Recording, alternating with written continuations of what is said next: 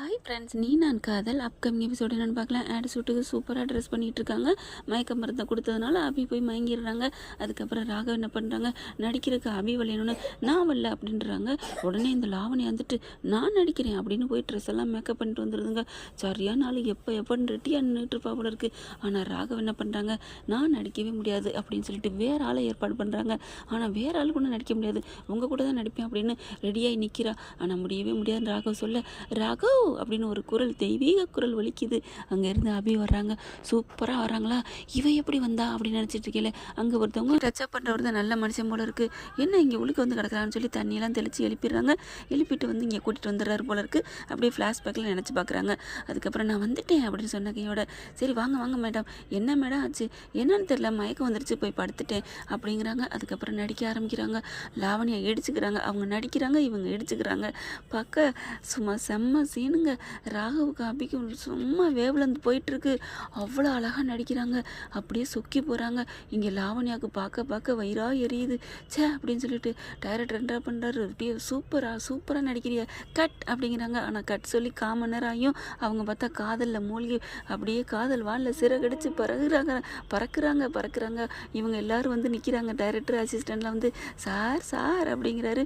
அப்புறம் தான் முழிக்கிறாங்க. என்ன சார் கட் சொல்லி காமன் நேரம் ஆச்சு, சாரி அப்படிங்கிறாங்க. இங்கே லாவண்யாவுக்கு ஒன்றும் சொல்ல முடியலை.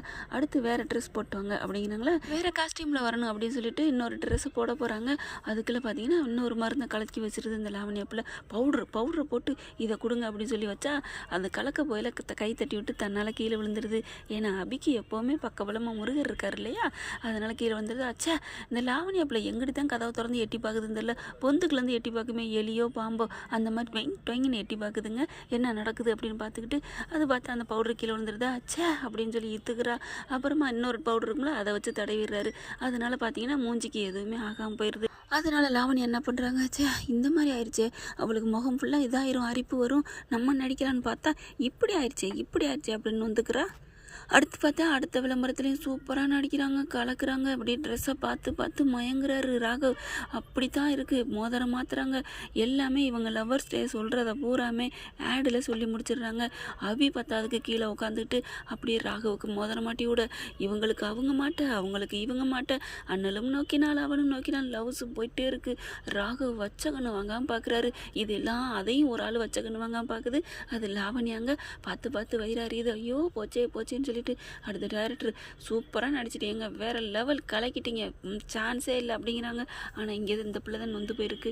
அடுத்து அப்படியே அப்படியே பார்க்குறாங்க. பார்த்துட்டு என்ன பண்ணுறதுன்னே தெரியல. தனியாக போய் உட்காந்து பார்க்குறாங்க.